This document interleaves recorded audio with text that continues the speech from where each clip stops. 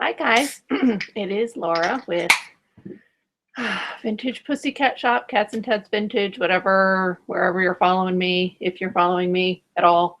I just wanted to do a little quickie video today, nothing very exciting. Yesterday, I did a little hoarder haul video for you of all of these things that I was listing that I have had for ages, and I just decided to go through one of my own totes and list all those items. And I took a whole bunch of pictures of lingerie, posted it on my Etsy so that I could put them on sale with Valentine's Day coming up. I thought that would be a great opportunity.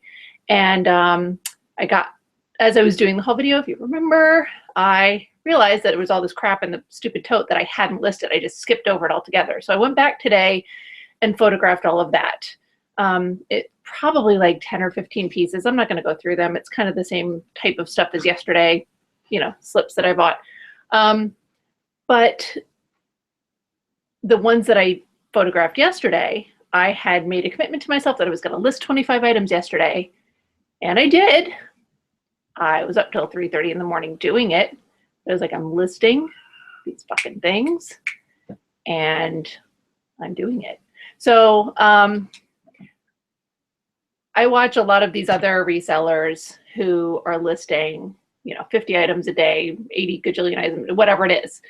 And I am very aware that I am not at that point yet, but that's why I thought I would start at 25. I was like, that's pretty reasonable. Prior to this, I was aiming for 15, and I wasn't always making it, but, you know, I'm not always very focused. And so I was like, okay, 25 items a day. Like if I focus and I think I can get that done, I think that's reasonable for a full-time person to do this as my job. So I think there's two things that are happening. Number one is I'm still not focused properly. Absolutely the case. Number two, it may be a little bit much for me at this point because I do think that these other resellers also have some skills and some shortcuts that I am not currently in possession of. I know that some of them are talking about using templates on eBay. I don't currently do that. I do use the sell one like this on occasion. I probably spend too much time researching things.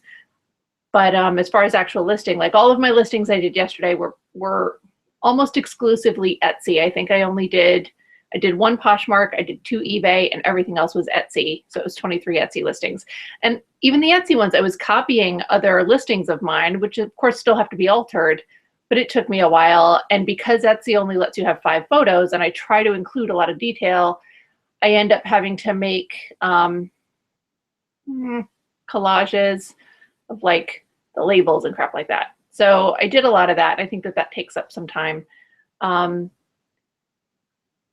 You know, I'll figure it out. So today I've taken some photographs, and I have some photographs of things that I posted on Instagram a few days ago that I, at this point, feel comfortable enough listing.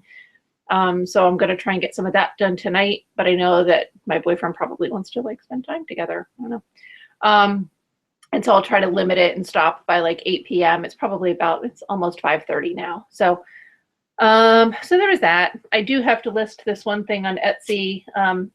These are still sort of taped up. This woman, these are the Hazel Atlas little tea cups, cup and saucer things.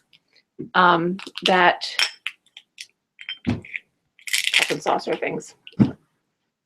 Little Hostess cup and saucers from like those kids tea sets.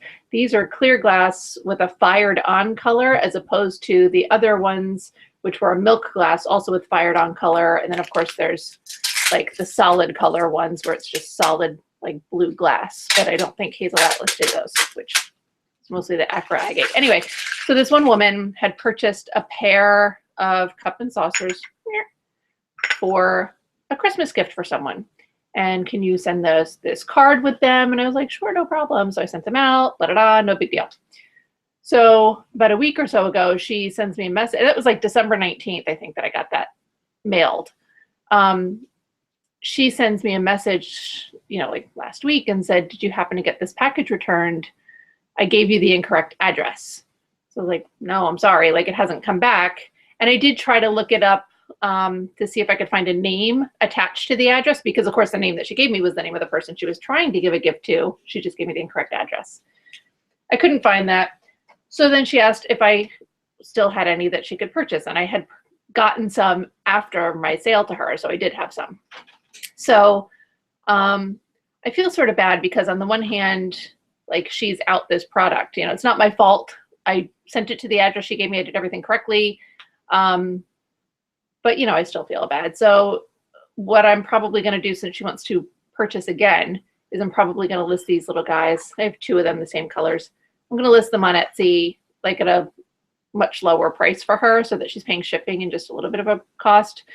And then maybe that'll make her a little bit happier. I still get a sale out of it. So, you know, I'm going to photograph those and get those up on Etsy for her. I'm going to try and get some of this damn lingerie up. I feel like I should post some stuff on eBay. You know, all my stuff yesterday was Etsy.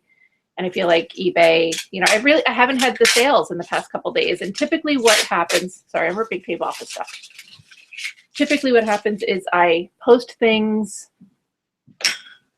like I have a lot of activity posting, and then a day or 2 later, I start seeing some sales. So I haven't really had good sales in about a week or 2.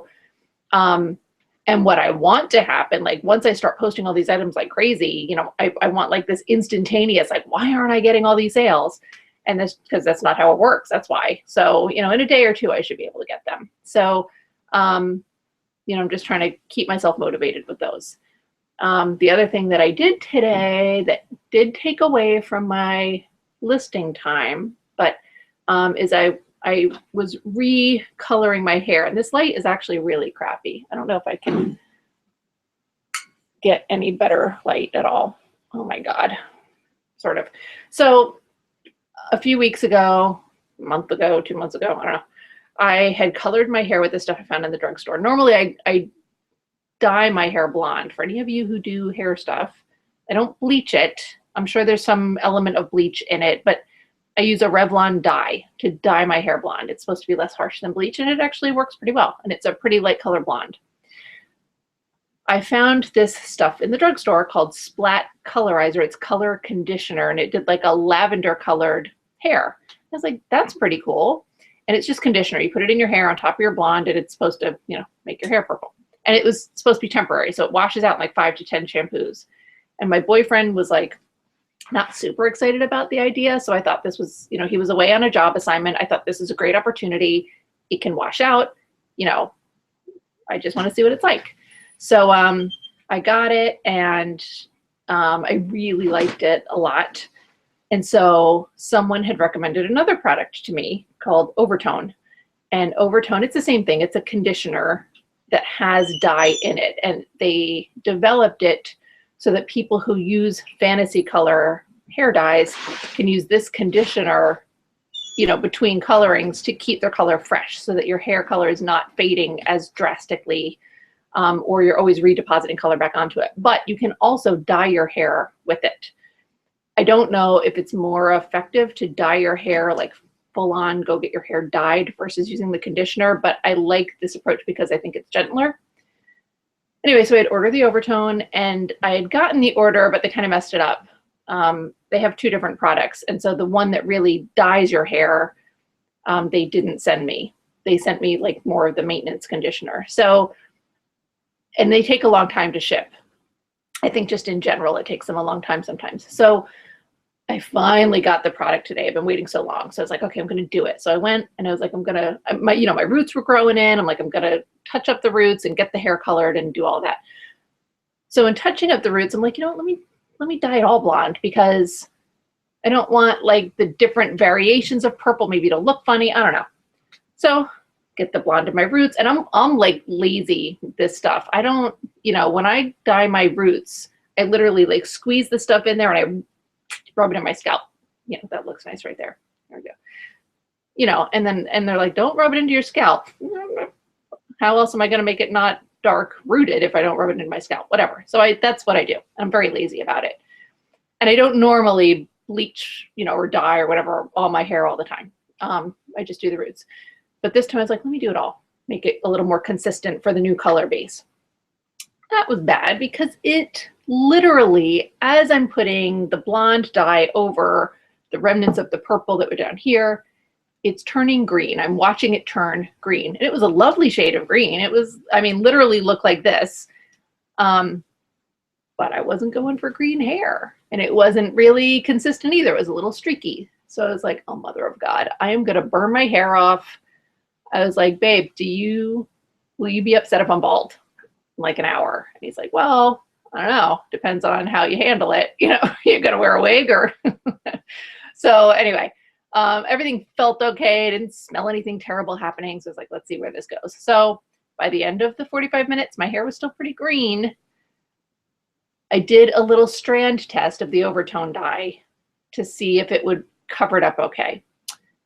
And it seemed to do it okay. So as you can sort of see, because again, I keep doing this at night when there's no good light, but it seemed to take okay. So I did my whole head, and I really like this color a lot. This is more of like a silvery purple. The Splat colorizer that I used was like a pinky purple. A lot of people kept thinking my hair was pink. And I really like the result of this. I'd actually considered, they have a silver color as well. And I had considered getting the silver and the purple to mix together to make it more silvery, but this worked out really well. So I think that next time I'm just gonna have to go on and do like actual bleach, and I'll probably go for like some Manic Panic stuff. But it was fun. I like this color, even though you can't really tell, you know, but it's pretty awesome. I've got photos of each step of my debacle today are up on my Instagram account, which is at Cats and Tats Vintage, so if you feel like looking at those. But that's pretty much it. So now I'm back to, well, normal for me right now. And I'm going to go and try and get a couple of things listed before I spend some time with my boyfriend. I hope everybody is having a good day, and I will talk to you probably tomorrow.